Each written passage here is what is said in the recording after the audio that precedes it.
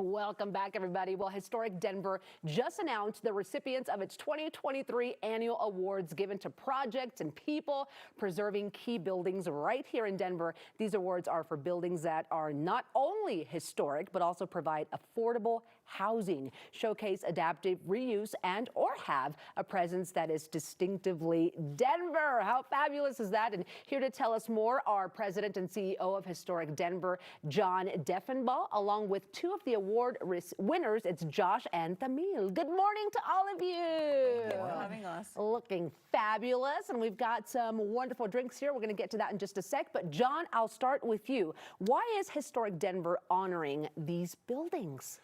Existing and older buildings are such a huge part of Denver's cultural identity, yet we're losing so many each year. And it's just so wonderful to be able to celebrate the buildings and the people who can re-equip them for the modern world and continue to bring them into life for things as diverse as affordable housing and a community-focused brewery. I love to see the diversity and everything that can be done. Now, Josh, I'm going to move on to you. How did you become a Remix Award winner, and what does that mean to you? Well, you know, I'm senior project designer at Kephart Architects, and we did the transformation to Tom's Starlight. I'm also the president of Docomomo, Colorado, which is an organization that focuses on modern architecture and things like that. And I'm also the president of the Ghost Town Club of Colorado. Oh my goodness. Preservation to me looks like a big spectrum, right? Yeah. Modernism to ghost towns. But anyways, Tom Starlight was a real dream project.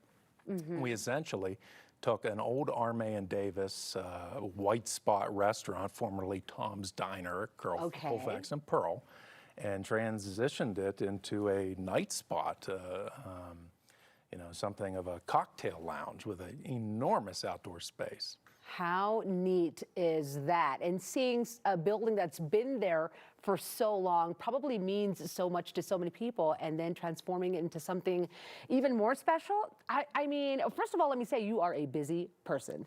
And second of all, architect has always been like one of those careers that I've always found so interesting. But what do you find most special about what you do and your contributions to the city? Well, Tom's Diner, now Tom's Starlight, really did mean a lot to me. I probably took 2 meals a week there. Oh, wow. At one point in my life. And to be a part of something that was going to have some lasting meat to it, for the community. Of course. Was a really big deal. And from a preservation standpoint, an old modern, piece of roadside architecture now being honored and making and having a second life, it's something unusual. I know exactly where that is. I'm going to see it differently now.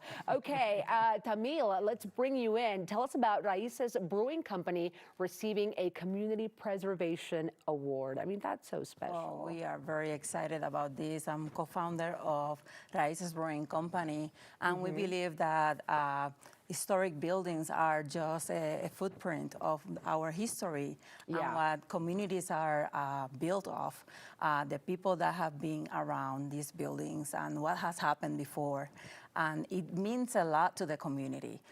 In our case, we have really reconstructed Raices within the Sun Valley neighborhood and within the mixed use of Steam on the Platte, across of the stadium of, the Bronco Stadium, and also Mia Wolf. So you can come and visit us. But we have become a community cultural hub where we really, now that we are celebrating Hispanic Heritage Month, we really celebrate Latinidad in the space, and we want to share who we are with everybody.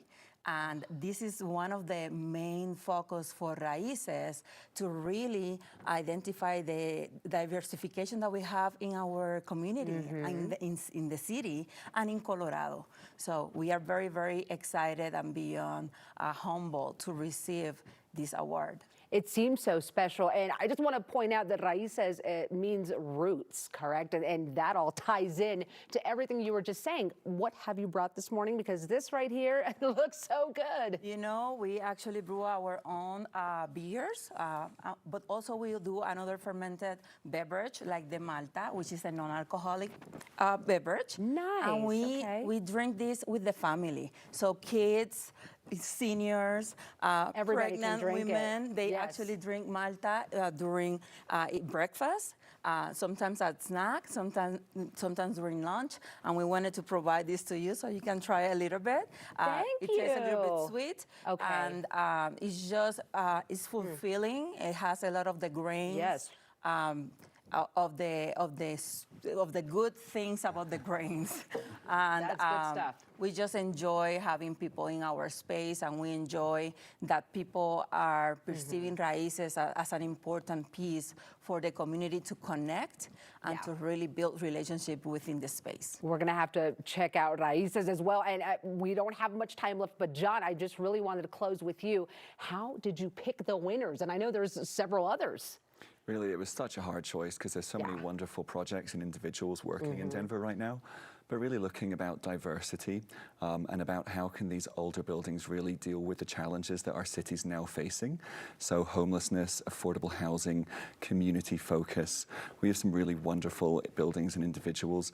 Jerry Glick, Honorable Elbert Wedgeworth, and Gertie Grant. So really a great range of people. You've got a great collaboration right here with you this morning as well. Okay, thank you to all of you for being with us today. And I know that we've got a gala coming up as well. Make sure that you write this down and continue to support these amazing efforts.